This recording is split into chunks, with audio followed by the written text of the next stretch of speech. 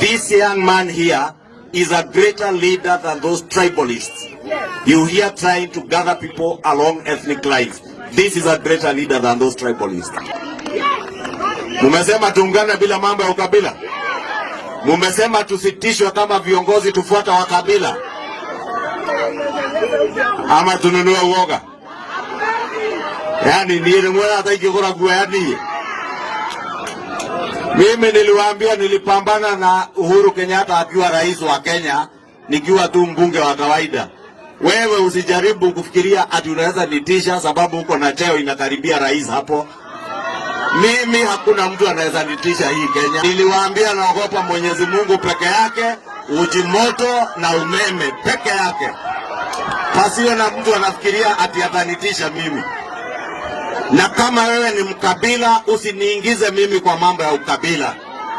Kama wewe ni mtu wa kublackmail rais na serikali ya Kenya ili ujitajirishe wewe mwenyewe, ati ununue mahoteli kutoka hapa Nairobi mpaka Mount Kenya Nyeri, yote ununue mahoteli na pesa ya umma, na ufikirie utaniuzia uoga, sio mimi. Lala, amka, utafute mwingine. Watu wa Rongai nikisimamia hapo ama niuzie uoga?